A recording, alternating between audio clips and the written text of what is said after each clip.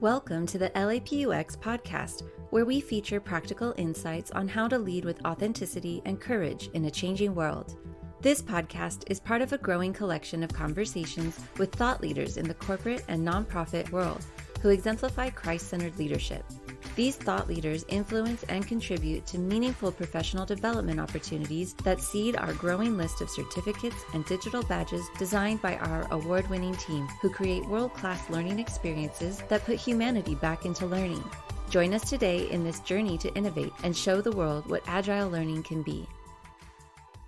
Hello, listeners, and thank you once again for taking the time to listen into this podcast series called Resilient Leaders in a VUCA World. And for those of you who haven't been listening for a while, we've been going through what a VUCA leader might look like, being visionary, being understood, being courageous, and being agile. Now we're starting to talk about some specific skills and disciplines that VUCA leaders just need to have to survive in these disruptive times. And so we spoke about thoughtful communication, how we have to be more thoughtful in communicating. And today we're going to talk about a strange term, imperfect decision-making. With me, I have Dan Fachner, who's the president and CEO of J&amp Snack Foods. Dan and I have known each other for a while, and I've always appreciated his leadership as a chief executive, been a strong mentor and coach to me. And we've had a little discussion over blog in terms of 100% data to make a decision whether you really need that. So Dan, welcome, and thank you for being with us today. Yeah, thank you, John. I'm excited to be here. I've enjoyed listening and reading some of the blogs. I think you've done a really good job with it, and so I'm excited to be a part of it. Well, thank you. You're now in the series, so thank you for doing that. So, Dan, something that I've been talking about, and I just wrote on this topic on imperfect decision-making, and I used a quote from Robert Greenleaf, which is not normally somebody you would quote in terms of decision-making, but I thought it was interesting that he made this statement. He says, on an important decision, one rarely has 100% of the information needed for a good decision, no matter how much one spends or how long one waits. And if one waits too long, he has a different problem and has to start all over. This is the terrible dilemma of the hesitant decision maker. Is that a statement you agree with, disagree with? What's your position as an experienced CEO? Yeah, I think I could almost argue both sides of that point, John, a little bit, but I absolutely do agree with it, because if you wait too long for any one decision, often the information changes, right? And so one of the things that I say in our business all the time is I want to hear the bad news right away. I can hear the good news when you get to it and when we have a chance to talk, but I want to hear the bad news right away. And part of that, with bad news, sometimes you can make a decision immediately to affect that type of bad news that you get. And so I agree, it's important to hear it, and it's important to hear it soon, right? And sometimes you don't have all the information that you need to make the decision. And so I think that's very, very important that times you're going to have to do that. I also think there are times, though, that you really want to hear all the information and you want to really sift it through to make sure that you're understanding the decision that you're making. Yeah. Do you have any kind of personal experiences or stories you can tell us about when you wish you had waited and made a decision, or when you waited too long before you made a call? I'm going to give you one that's more recent than anything else. In the midst of all these things that we've been going on in the crisis and the COVID and in the post-COVID period, one of the things that we've had to do at J&J is to change our ERP system. And so we've been working on this new ERP system for quite some time. Honestly, it's been in process for about 5 years.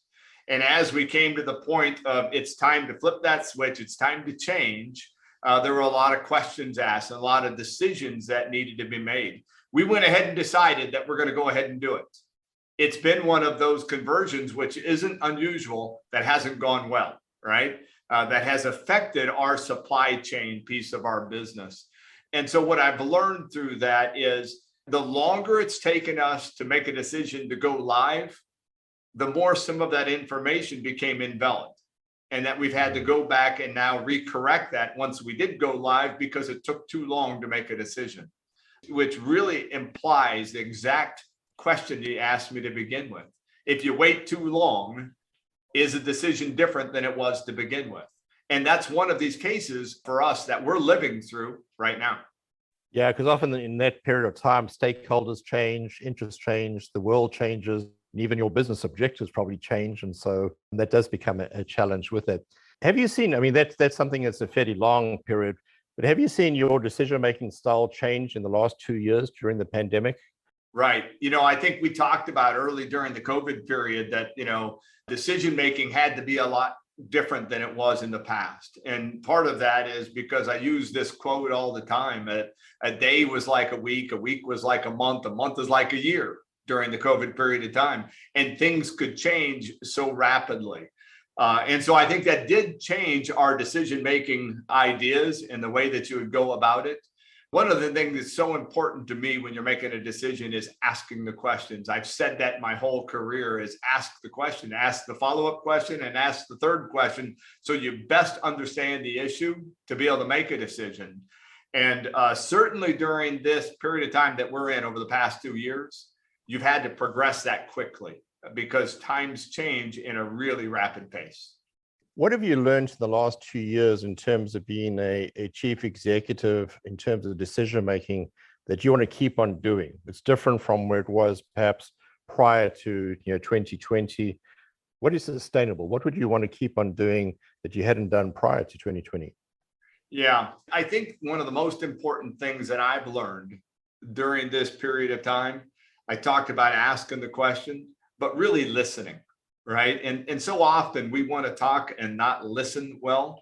And I think today in this world, you have to really understand the issue better than you ever had to understand it in the past, because the world's changed at a rapid pace. And so kind of what I say is that same tradition that people have talked about is, we have 2 ears and 1 mouth. Make sure you're using both ears and really listen, and listen strong. And then, as I just said a minute ago, don't be afraid to ask the follow-up question. Make sure you understand the issue really thoroughly before you jump into making the decision. What do you use as the practice? Because I mean, when do you stop listening, right? Because we have this analysis paralysis, right? Right. When do you stop listening and say, okay, well, the rubber band's been stretched as far as it can. We have to make a call now. Do you have a technique for that, or do you have a practice, or do you think it's just good discernment, judgment? Yeah, I'm not a person that delays in getting to the point and getting to the spot where I can make a decision. That's just not my style and never has been. And so I'll say this, I'll kind of talk to you through the process, which we've talked about some already, but I will also tell you it goes quick, right? So this process may sound like it's a week long, but it's probably not a week long. I really love to understand the decision that I'm trying to make. And so I will ask the question. The boss that I grew up with, my mentor over the years, just used to always preach that. Don't be afraid to ask the question. Don't be afraid to ask the follow-up question. Don't be afraid to ask the dumb question, so you really can get to the bottom of what the issue is. So I'll do that. I'll try to understand what it is. I'll listen really well as I'm hearing back. I'll seek advice. I love diversified opinions, right? And so I want to hear from each angle of our business how this can impact them, whether that be good or whether that be bad. I want to hear each angle. And we used to say, John, even as we work together, diversification helps make you make the best decisions. So I like to hear that and then make a quick decision on it. And when I say that, that process that sounds like it might last for a while really goes pretty fast. And it's important that you make it fast. All the way back to your first point. If you wait too long, you may miss the point of what you needed to do. Right. And the world changed in the interim, right, while that's happening. So, we've been talking about, and often we talk about as leaders, we're data-driven in terms of our decision-making. And then people say, well, it's not really data. We really want information. Now we start to hear, no, we don't really want information. We want to be interpreted. We're looking for knowledge. We make decisions based on knowledge, etc. Do you have those kind of conversations with your leadership team, or how would they portray that style of decision-making? We talk about that all the time. And data-driven decisions are becoming more and more popular in this day and age, right? But I'll also say I still have a really gut feel for the business, and I like to use that gut along the way. We are becoming more data-driven, though. We belong to several different sites that help us understand the data, and we use that data really well. I've recently brought in a new senior vice president of sales on the J&J side, and he's extremely data-driven. And so he's trying to teach the sales team how to look at that. I have a COO here at the IC company that kind of has posted up on his billboard, and data will trust, and all else bring data again, right? And so he just insists on data before he makes that kind of decision. I think it's really important. I think that we're getting more of that. Part of our ERP changeover that we just talked about allows us to have better data. It allows us to be able to see the flow of our supply chain much better than we were able to see before, and to make the right proper decisions around that. However, I still think a real gut for your business and understanding your business is where some of the best decisions are made. Yeah, business intelligence is becoming more and more critical. How do you make intelligence of the data that we're getting? And like you say, that's an objective, but eventually you get to a point you have to make a subjective decision. This is what I believe will work, and that's how we'll go from there. Right. So Dan, this has been a great conversation. Perhaps just one last question to see if there were kind of two principles that you would give to emerging leaders. If you were mentoring or coaching a young leader today who was kind of on the CEO track, what would those, other than the whys, right? The 6 whys, why? Is there anything else you'd give in terms of principles that our listeners and our emerging leaders can take away regarding decision making? Sure. I think I'm going to focus it around decision making, because that's what we've been talking about. And so what I would tell a new leader, and do tell new leaders, is to really understand the point of what they're trying to get to, right? And to listen to them. What I see often is they think they know the data, and they think they know the business, and they'll make a decision too quick, right? As opposed to being confident enough to be able to know when to make that decision. And then here's a second point that I would do. Don't be afraid to readjust, right? We think that if we make a decision, especially as young leaders, we think if we make a decision, we got to back it up all the way down the wrong trail, right? Often we'll make a decision, we'll see the issue, decide that that wasn't the right direction, and it's okay to redirect. It really is. That shows a sign of strength to your people. That shows that you're able to stop in the midst of something and say, you know what, maybe this wasn't the right direction that we talked about. Maybe we have to turn left instead of turning right. We thought this was right. We listened to the data. We talked to the customer. We made a really good decision. We were sure about it. But guess what? We're going to have to turn left instead. Don't be afraid to say, hey, I think we should do it a different way, even after you've made that decision in a particular direction. Yeah, I'm hearing the mantra more and more, fail once and fail fast.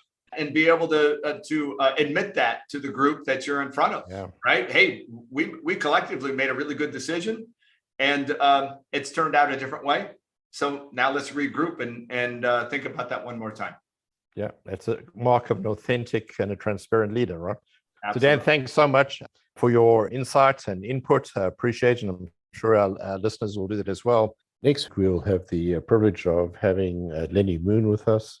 Lenny is the CEO of a company that is working with cryptocurrency as an alternative to frequent flyer miles.